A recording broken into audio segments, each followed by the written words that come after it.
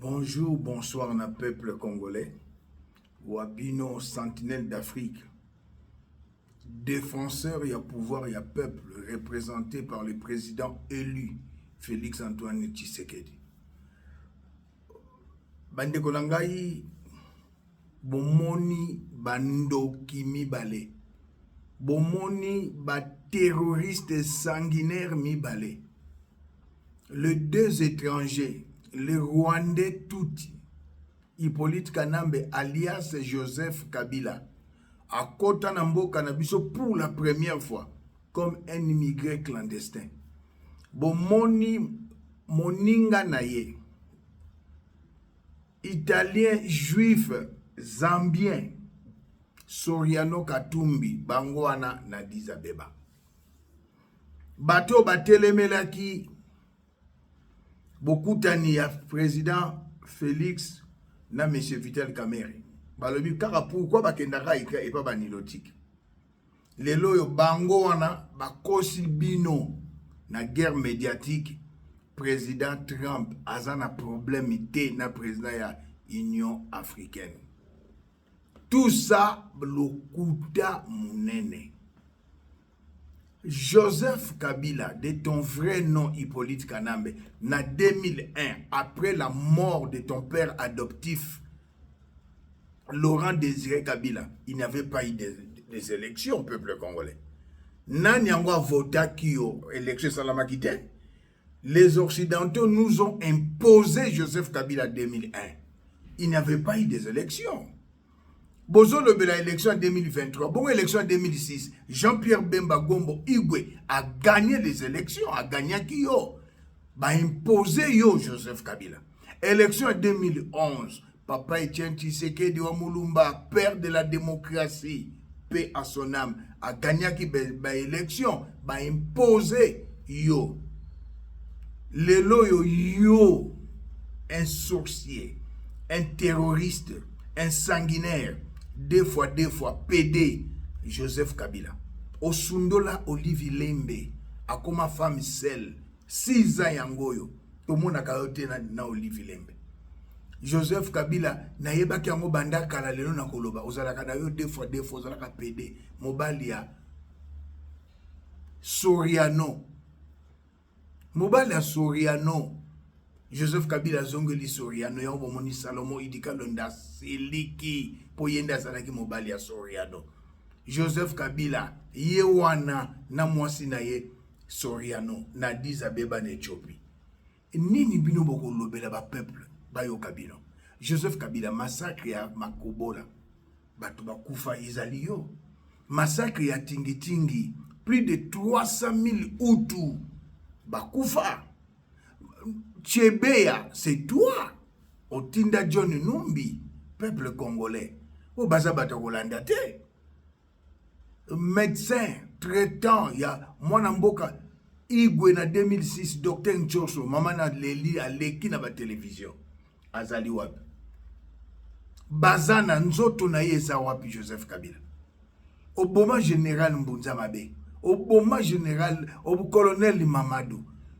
Osilisa ba soldat ya FARDC, otindi bango na retraite, na 18 ans, tu n'as rien fait. Yebisanga hôpital nini yo tonga.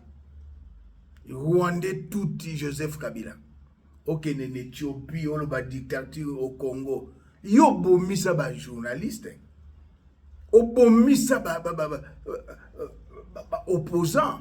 Lelo Coutinho Fernando na AVC. C'est qui? Ezali yo. Joseph Kabila, le pasteur Lukusa Obomaye, Joseph Kabila, tu n'as pas de données, tu n'as pas de leçons à donner au peuple congolais. Congolais à Kokolanda yo azate. Monsieur le président, Bayebi Kozali très bon, Ozali très large, mais monsieur le président, tango koki justice et salamoussala. Monsieur le président, on monaki na Mbujimayi. Nakananga plutôt moye bimi ezalaki na cercle moko et un message prophétique. Je suis un prophète surnaturel. Na 4e jour de la création, Dieu créa 2 grands luminaires, le soleil pour présider les jours, la lune et les étoiles pour présider la nuit. Et Yesu Masi Nzambe na bomoy. Monsieur le Président, Tobé a le soleil de justice, Tobé a le soleil levant.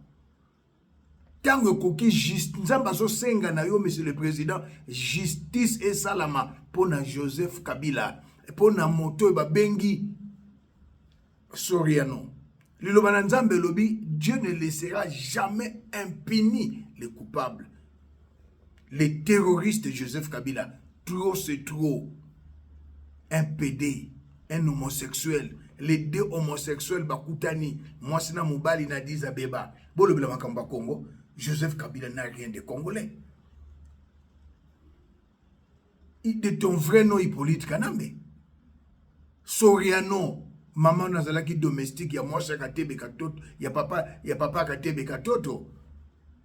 C'était une Zambienne. Moi, sinon, à Liboso, la nièce de Chiluba, à Koufa en Afrique du Sud, Matang Ezalaki na hôtel, Palacio Hotel, na Santon.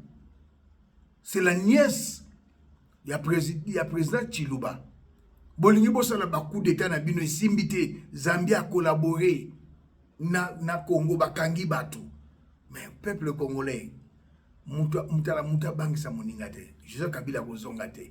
Oh, à la Poutine, non. Quand le président de la République n'a premier mandat à président Félix Antoine Tshisekedi, à l'objet américain, je vais déboulonner. Pour mon on dit c'est qui, le Lobosavi.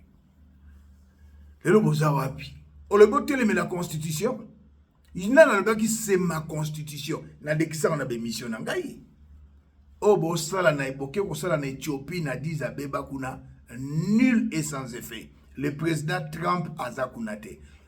Je vais vous informer. Bisto Nga Élysée, je suis un officier de renseignement. Tozali na réseau na biso ya libanda ba ancien ya demiap, ancien ya ba boye na bimisa yango ate, ba susu bazana ba service ya ba mboka ba mindele na kutanga ba kombo na bango te. Toza na réseau d'intelligence privée. Tozo senga to collaborer na président. Tozo senga to sunga président. To apporter un plus na baningo basala musala malamu na demiap. Bao basala misala malamu na ANER. Bao basala misala malamu na CNS. Bao basala musala malamu na service à renseignement mboka na biso. To apporter un plus, monsieur le président. Joseph Kabila kutana na président Trump te. Mutako sabinote. Na inauguration ya Notre-Dame, président Trump akutanaki bobele na homologue na ye président ya France na oyabengi monsieur Zelensky ya Ukraine. Saso alingaki bakanga photo Trump aboyi. Masolo ezebele. Boko longa biso te. Boko kabiso te. Biden na basusu basalaki ke ba avion na biso matate ba hélicoptère matate to betele bino tour chita sima ba hélicoptère mati ba avion ya ngwane mati tout la muisi wazi ya zaza bomona kwa Bertrand Bisimwa ndenga azokima ba avion na biso Itaye wana Bisimwa wana Talawa muneno ali muneno yewana oizali ya avant-hier tolandango bazo kima Bertrand Bisimwa yewana na nzete na maboko yewana na tikwa shibala Bertrand Bisimwa akimi nanga akimi Makenga akimi ba FARDC na ba wazalendo Longonia Bako Sabinote, tous un avantage, de comme qu'on récupérer ba territoire.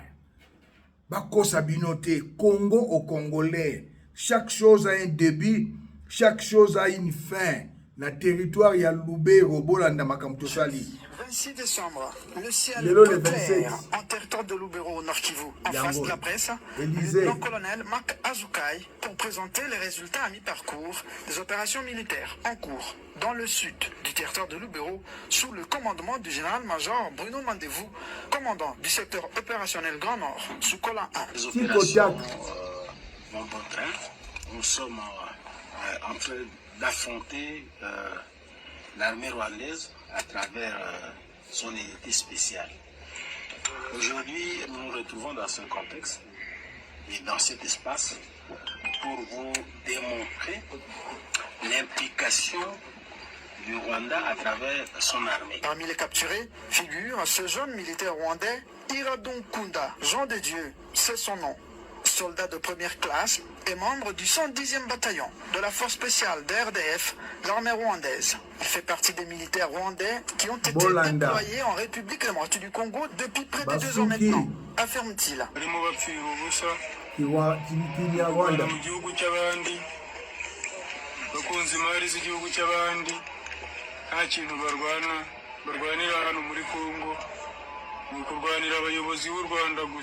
Nous avons été déployés en RDC par notre président Paul Kagame afin d'attaquer la menace sécuritaire contre le Rwanda qui sont les FDLR se trouvant sur le sol congolais, déclare-t-il. Blessé au combat avant d'être capturé, ce jeune soldat rwandais de 22 ans est bien pris en charge par les forces armées de la République démocratique du Congo, respectueuse des principes du droit international humanitaire. Il dit craindre pour sa vie s'il est rapatrié dans son pays, le Rwanda, et demande aux autres militaires rwandais de refuser d'être déployés en RDC pour se faire tuer, juste pour des intérêts expansionnistes et surtout économiques des dirigeants rwandais. Pendant ce temps, sur toutes les lignes de front, les FARDC maintiennent la pression sur l'ennemi. Les 11 encore sous occupation du M23 seront récupérés, rassure le porte-parole du secteur opérationnel Soukola 1, Grand Nord. Bazana perte de vitesse, Basoda Rwanda, M23, AFC, perte de vitesse, Bavion Abisso Mati, l'hélicoptère Mati. Dans l'accès qui bino image, dans la précédente émission Nangai, opérateur y a drone kamikaze neutralisé. Chaque chose a un début, chaque chose a une fin. 2025, année de la gloire pour Namboka Congo. On n'attendra plus parler de M23. On n'attendra plus parler de la guerre à l'Est. Je suis un prophète surnaturel. Moutako Sabinote. Peuple congolais, uni comme un seul homme. Avec l'amour de la patrie. Tozala Bomoko, Namoko Nzamoka, Félix Antoine Tshisekedi.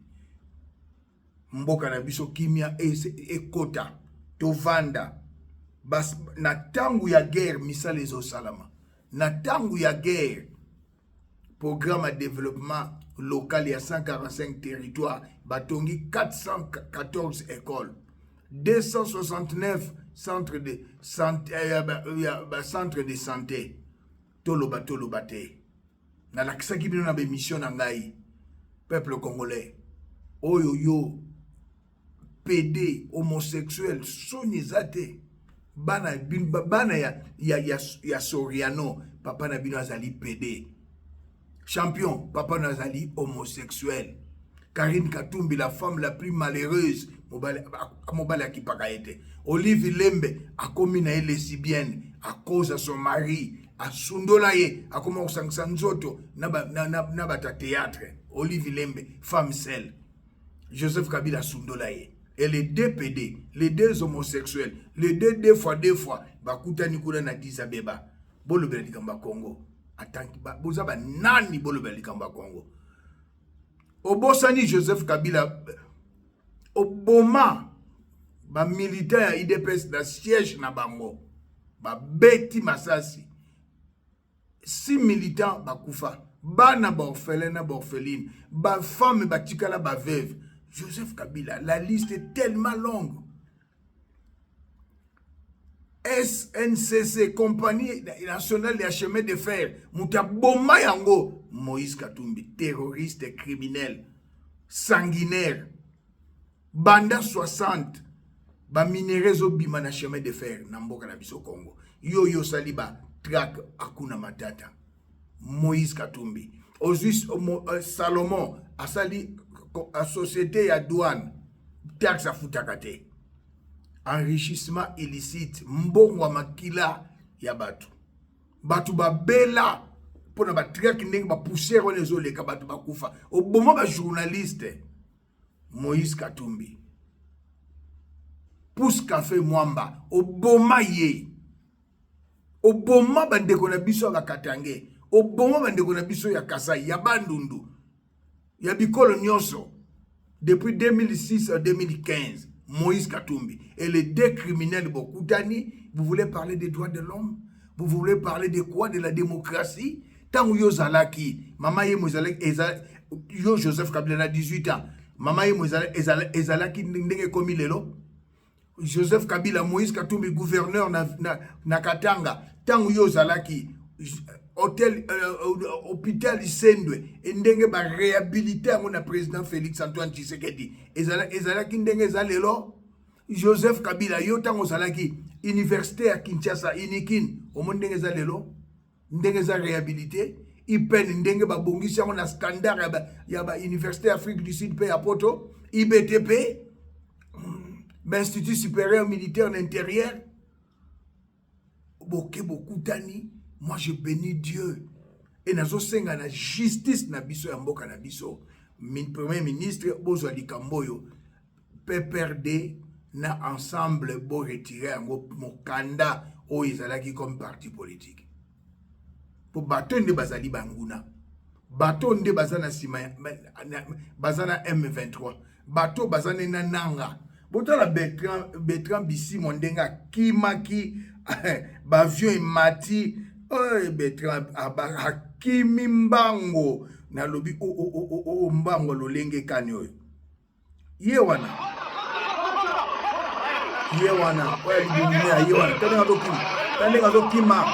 c'était le 25 jours à Noël. Talandenga zokima le jour à Noël, azokima bavio na biso e mati Bisimwa bandi mbangu peuple congolais. Bazana perte ya vitesse talandenga zokima mbangu. Talandenga zokima mbangu. Tiko tak biso ba pièce contre pièce. M23 armée rwandaise AFC Bakimi, tobandi ko récupérer ba localité, ba territoire, Moutako Sabinote. Et président Longonia, route ya Kalambambuji, bientôt misala ezali kosila. Tolingi totala ba image, biso toza ko relayer misala malamu mokonza mboka azali kosala po Moutako Sabinote otie ngapena tie. Tikotak. Pièce contre pièce.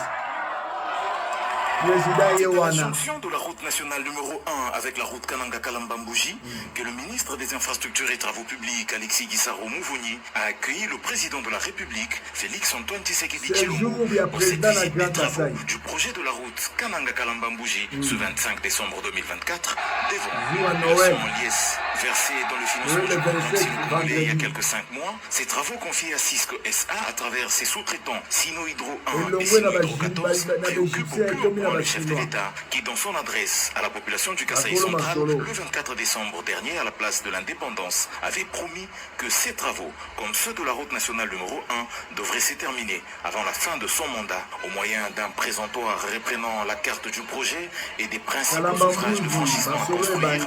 Nico Nzaou, directeur général de l'Agence congolaise des grands travaux, a donné au chef de l'État les explications utiles, notamment sur les pesanteurs qui pèsent sur ce projet. Ce sont, par exemple, les difficultés d'acheminement des engins et autres matériels au vu de l'enclavement de l'espace Kasaï. Ceci est en plus exacerbé par des conditions climatiques difficiles, avec notamment une fréquence élevée des pluies qui dérange le rechargement de la couche de fondation qui est faite en latérite. Il a cependant rassuré le chef de l'État que tout sera mis en œuvre pour la réussite de ce projet qui est vital pour la région.